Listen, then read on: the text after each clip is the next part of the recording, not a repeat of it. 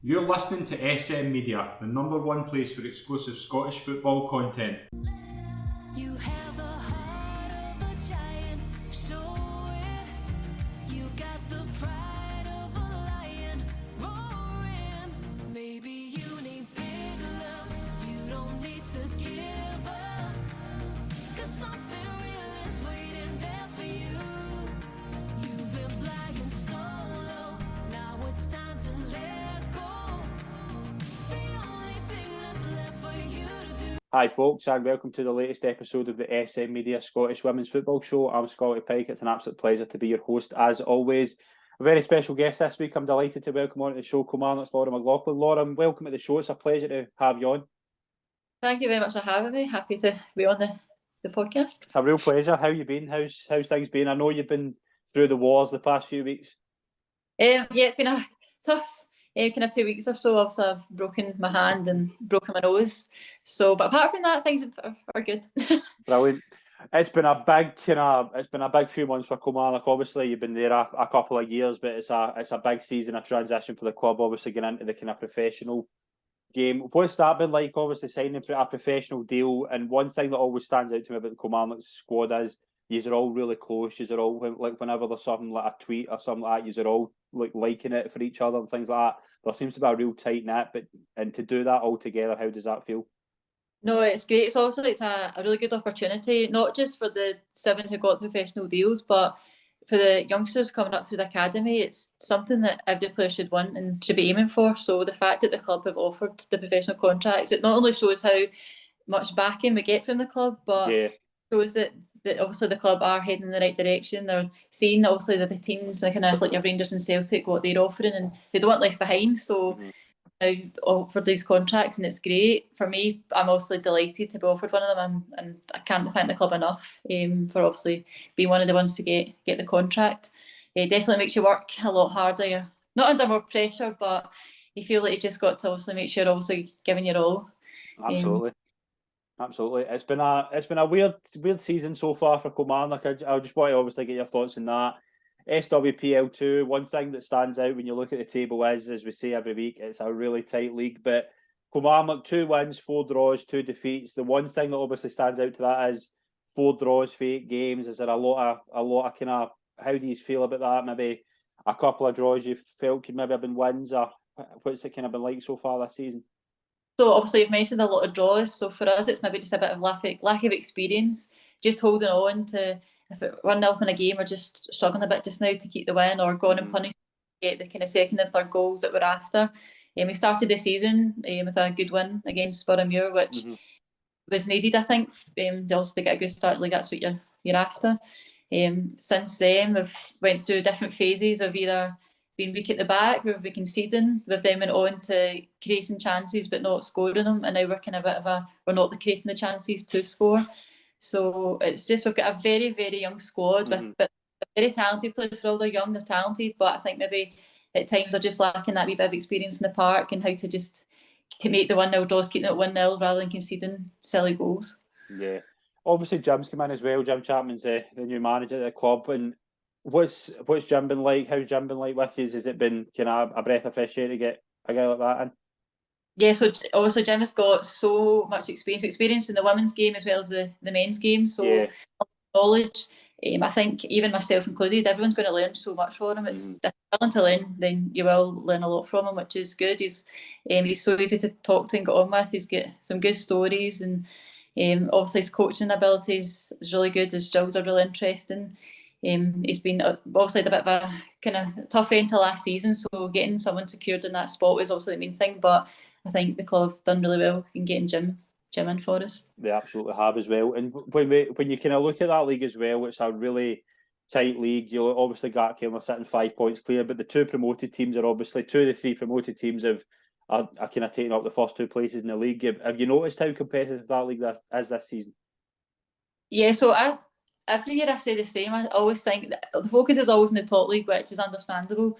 Our league tends to get kind of overlooked, but every game in our league is so tight. You can't score. Like one week a team could win 5-0, and the next week they could be getting beat the same.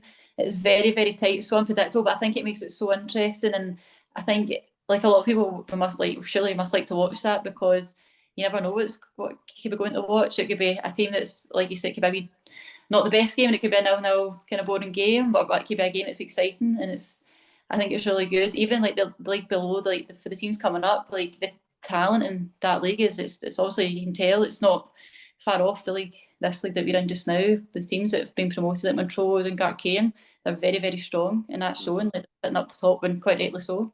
Yeah, absolutely. And we'll obviously get your thoughts in the Achilles game yesterday at home to Queen's Park. We have some kind of cup action to take care of in the start of the show. There's a lot to get through here.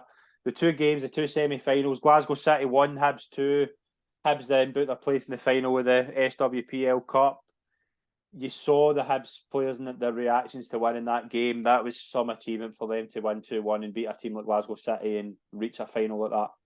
Yeah, no, definitely. Every single one of the players must be obviously thrilled, and by the sounds of it, they worked hard and they deserved it. So good on them. And the cup games, anything can happen. It's about who wins it more in the day. So well done to Hibs, and all the best for the final.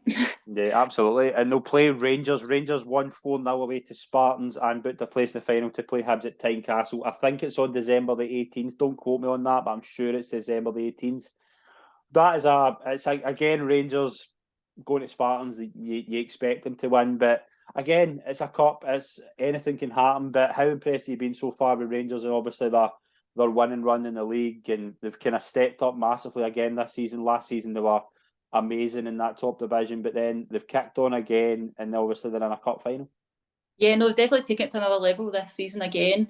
It's going to take a team to be at their very, very best to beat Rangers this season. I really think their individual performances as well as team performances have all been exceptional. So I think the people will struggle to beat them this season. Mm-hmm.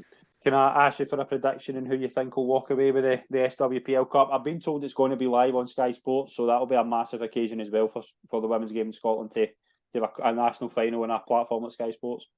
Yeah, I'm going to have to back Rangers. Like, can't see many. I think teams will struggle to beat them this season. They're on fire. They're doing really, really well. What does that do for a team like Hibs as well? Like, obviously the league form has been real up and down. They've been struggling to get a form of consistency, but to have a cup run, just what does that do? Obviously, you were up against them in the quarterfinals. Were you impressed with them that day? And obviously, how to then go to Glasgow City and win as well? Were you surprised when Hibs kind of kicked on the way they have in the past few weeks in that cup? You know, they've done, when also we played against them, and they've got some really, really good players, a lot of experienced players, and how they play, it did impress me, impressed kind of all our team as well. So I'm not shocked that they've obviously went on to beat Glasgow City, because they do have the players capable to do it.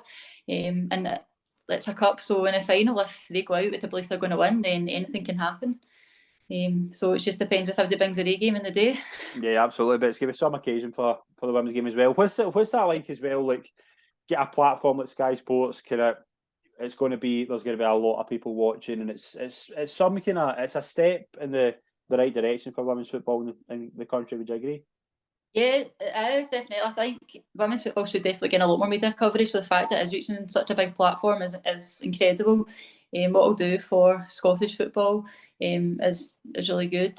Obviously gives people opportunity to watch it. People maybe never watched women's football before will get the chance to see what it's like, and that might then increase the numbers that go to people like the games on a Sunday, which is good. Any media coverage is good, so the fact it is such a big platform is even better. It absolutely is, but it's going to be a great final as well. We'll do a wee preview for it for the show as well. It'll be some occasion.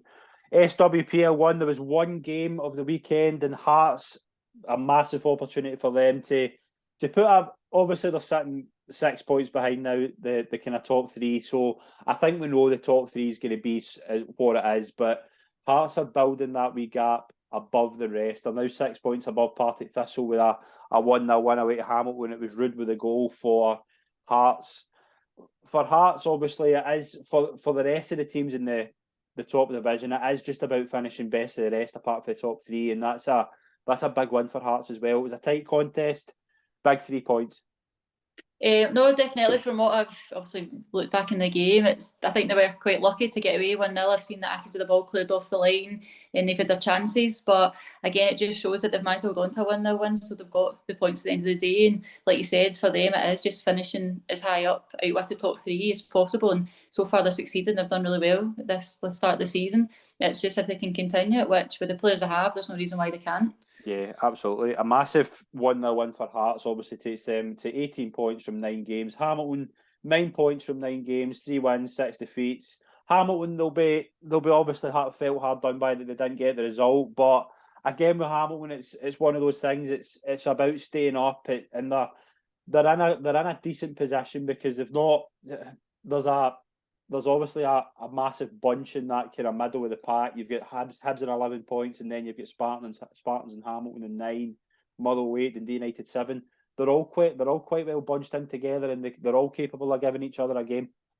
No, definitely. It just depends who turns up in the day for those games. They'll be very, very close. So I could obviously, compared to the last couple of seasons, a good start. They've had a couple of wins now in that. So it's just about getting points off the teams round about them then to keep them challenging. Yeah, absolutely. We'll move into SWPL 2. Kilmarnock, obviously a difficult game at home yesterday to Queen's Park.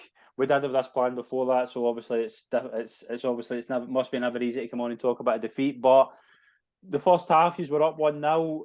What was the first half like? Obviously, an early goal to kind of give you a good start. Did you feel at half time you were in a good position? So at half time, yeah, I don't think we played our best the first half at all. I thought it was very, very scrappy when we didn't really play to our strengths. We also let him come into the game. But at half time, you're sitting 1-0 up, so we said second half, we need to go out, we need to improve, we need to also try and get a couple more goals, and sadly it wasn't to be. And obviously Queen's Park, they came back into the game. Abby Callahan to make it 1-1, and then Trialist, who seems to score every week, and I think she scored again later on in the campaign for another side in League One. Obviously, that's a joke we've had running the show for a few weeks. Trialist seems to score every week, but it must be difficult because Queen's Park, obviously, we've had Craig on a few weeks ago, and he was talking similar to the kind of yourselves at Kilmarnock. It's just about getting that consistency. It's going to places like Kilmarnock and Boroughmuir and giving a good account of yourselves and getting a result. And it's a massive 3 points for Queen's Park. But what was your kind of overall take on that? Was that a real sore one? No, they deserved the points. They deserved the points, absolutely. They were really, really good. They were very clinical. They punished us. And like I said, Craig Joyce is a very good manager. He has them very well set up, very well. So they deserved the 3 points. We just didn't perform the day. It's probably the worst performance I've had all season. But not taking away from Queen's Park, they were very, very good. And like with Kilmarnock, when you kind of look at like obviously like kind of Lisa Swanson's injured as well, has it been a kind of struggle with like injuries as well when not getting your kind of full squad and there every week, because it's tough obviously when you've got kind of players like Lisa who score a lot of goals and are always kind of really important players. It's tough to get a run going when kind of you're losing a few players. Yeah, we've had a lot of injuries, especially to key players. So Lisa's a good example of that. She's such a good role model, and we've got such a young team that we need players like Lisa about because the younger ones will learn off her. So we're really, really missing her up front. But out with that, we've had numerous injuries and it's been all over the park. So just now we're having to change formations to suit the players we've got available. So it's having to try and obviously work out the new formations, and it's been quite difficult. But we've got a lot of people kind of starting to come back now that are doing live training. So we're hoping by Christmas time, most of the squad should be back fit and healthy, and hopefully no more injuries, especially to myself. Yeah, absolutely. Yeah. The other game in SWPL 2, Stirling Uni got a 2-0 win over East Fife. It takes them above. It takes them actually they sit in 6th place now with 8 points from 8 games. Anne Taylor and Athena Vernava with the 2 goals for Stirling. The big 3 points for Stirling. They probably would have fancied their chances on the day against East Fife. East Fife have struggled to get wins on the board, but big 3 points for Stirling. Yeah, it is. I've been really impressed by Stirling this year. They seem to put on a good battle now. I think the new manager's done great. When we played, I was very impressed with them. Got a lot of very good players. I think that they'll take a lot of points off teams this season, definitely. Yeah, absolutely. What about East Fife as well? Obviously, they've got players like kind of Liz Anderson who are really, really good at this level. Do you think they'll turn it round at East Fife, and it's just maybe they're getting used to kind of playing in that higher division, which I kind of been thoughts on them so far? Yeah, I think they've also, like, the league is so tight. They're not getting. It's not like they're getting hammered every week. It's all close results. So I think it just takes them to get a good win in the bag, and that'll be them off in a good start. But it's just getting the first 3 points for them. I think they seem to be struggling with. Yeah, absolutely. And as well as it's as well with that league as well. I know obviously Gartcairn are doing really well when they're top of the league, but you know as well as I do, it's everybody's capable of giving each other a game in the day. There's a lot of teams really in the mix in that league, and they're all capable of giving each other a real kind of hard game. Yeah, definitely. There's no weak team, just a lot of strong teams. Aye, absolutely, and it's good. It makes, as you say, the league's very competitive, and that's what we want to see. It's really enjoyable. As I say, it's always good for action every week. You always got a lot of really tight games, and you got a lot of good goals. So it's really interesting to see how that league's going to go. SWF, let's touch on the championship. Obviously, Hibs and Livingston was waterlogged, so that was postponed. But Rossvale made advantage of that. They obviously went level in points with Livingston with 3-0 home victory. Fletcher, McCulloch and McJacobs with the 3 goals for Rossvale. Big 3 points, and as say, when the league leaders aren't playing, it's all about taking advantage of the opportunity, and Rossvale certainly have. Yeah, no, definitely. Jocelyn Fletcher's got a goal. She's the young striker. She was at us last season. Yeah. Time with them, so I know she's a very, very good striker, a lot of potential. So I'm pleased to see her on the score sheet. She's a very good player. Same with Lord McCulloch. She seems to be scoring all the penalties for them, so she's doing well. Another very talented player. So yeah, they've also done well, taking advantage of the fact that Livingston's had their game called off and snatched the 3 points, because they're a good side. They're a very physical side, so it is definitely good 3 points for them. Yeah, absolutely. Obviously, Rossvale and Ayr are into the semi-finals of the Championship and League One Cup as well. Ayr will play FC Edinburgh, and I think Rossvale play Dryborough, so that's going to be a really interesting semi-final as well. Let's get into Renfrew. Renfrew are sitting now 2 points behind Livingston. A 3-1 win away to Morton, McLeod, Monroe and Wilkie with the goals for Renfrew. Again, Renfrew is looking now that we're at the stage where obviously Inverness, we'll touch about them in a wee second, but Renfrew, they're keeping the pressure in Livingston and Rossvale at the top of the league, and they're 3 really capable teams, and I've been really impressed actually with Renfrew the past few weeks, because they've struggled a wee bit with results, but when they have the opportunity they get it going.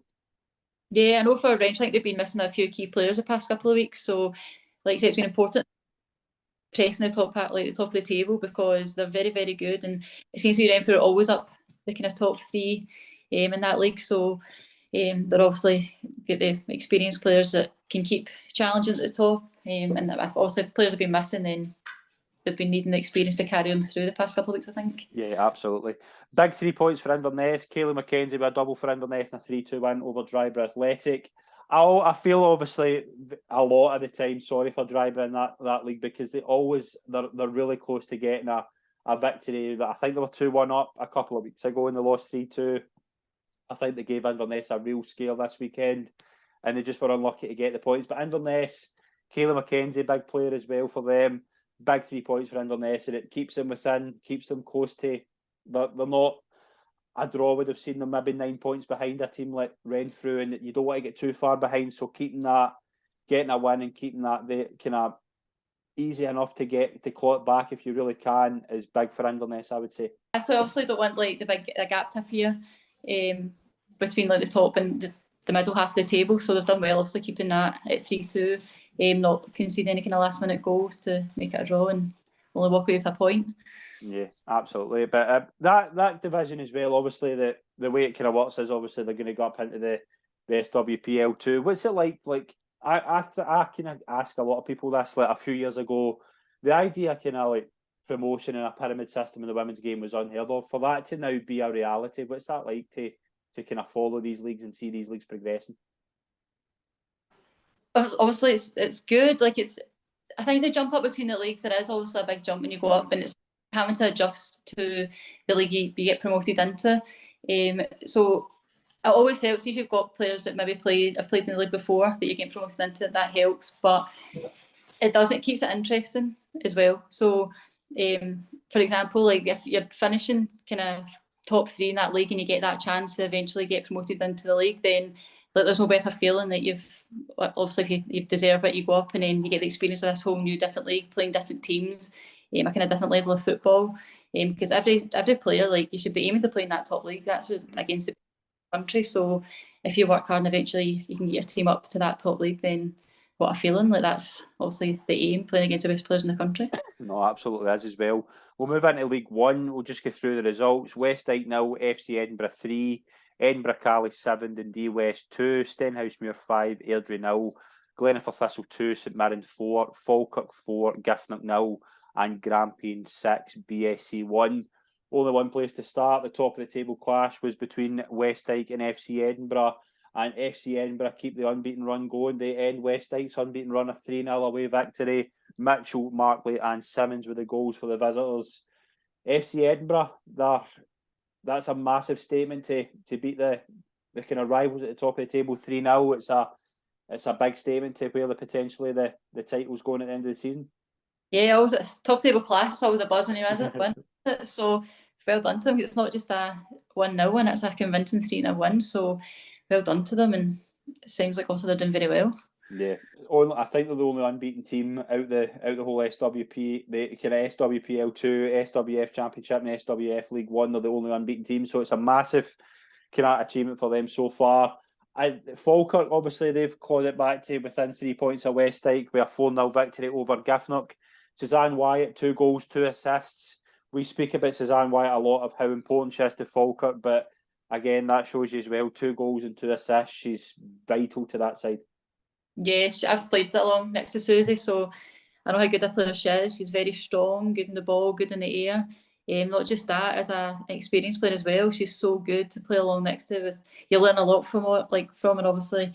Even kind of leading the team on a Sunday, I can imagine how important she is for that. She'll be coaching every single one of the players in the parks. I know what she's like, and she's a fair player. She'll give you it tight if you deserve it, but at the same time, like, she's always the first to pat you in the back if you do something well, and she's going to be a very, very important player for them. Yeah, absolutely as well. And it shows you though that players like that, they're worth their weight in gold when they, like, again, they're just so important to sides like that, and Suzanne's a perfect example.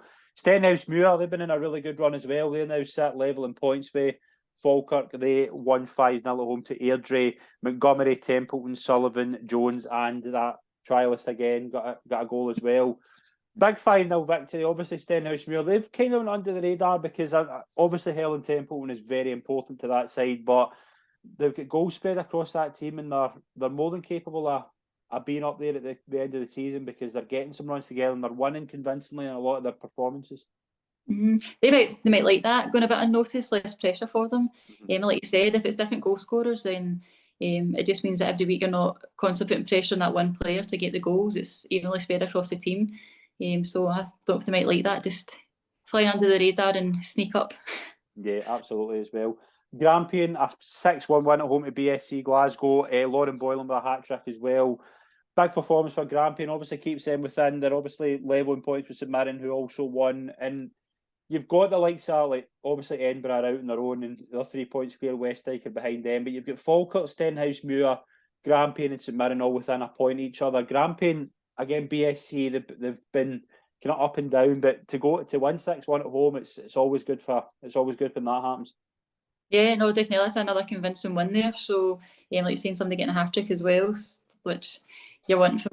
If any player scored a hat-trick, then well done to them. So, yeah, definitely good result. Yeah, absolutely. St Mirren, a 4-2 win away to Glenaffer Thistle. Glenaffer Thistle, they've only got 1 point from 10 games, but St Mirren probably would have fancied their chances to get the result, but big 3 points for St Mirren. Again, it keeps them in that bunch. Yeah, definitely. Obviously, they've conceded the 2 goals there, but to go on and win it 4-2, it's a good win for them as well. Yeah, absolutely. Final game we'll talk about: Edinburgh Cali 7, Dundee West 2. Margot Duran Watson and Beth McKenzie both scoring hat-tricks in a 7-2 victory. Very convincing, very good performance. Edinburgh Cali, they've struggled to get some consistency, but a 7-2 win, you'll take that any day of the week.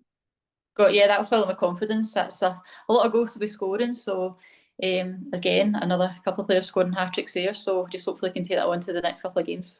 Yeah, absolutely. And it's a big, obviously, another big result for teams like kind of Edinburgh, Caledonia, Stenhousemuir, St Mirren, Falkirk and Grampian. It's big wins, and it's that league as well. There's always goals in that league. You always look at that league and you go, I mean, you could probably take, there's every game's get 3 or more goals in it. There's goals spread across that league. Yeah, definitely. Seems to be a lot of goals this week and hat-tricks galore. Absolutely. And we'll obviously we've looked at the results this weekend. I'll touch a bit on the kind of what's coming up for Kilmarnock. I'm just looking through your kind of fixtures there. Some big games coming up. Obviously, Boroughmuir at home in 2 weeks. I think you don't have a game next Sunday. Is that right? No, 3 week next Sunday, and then the week after we've obviously Boroughmuir. We're going to That's obviously a big game because obviously you're kind of similar in the similar positions of the league. But I'm just looking through kind of before Christmas. It's away to Gartcairn, home to East Fife, away to Queen's Park. It's a big run coming up. How prepared are you to try and get, because it's a big opportunity to get a run going as well?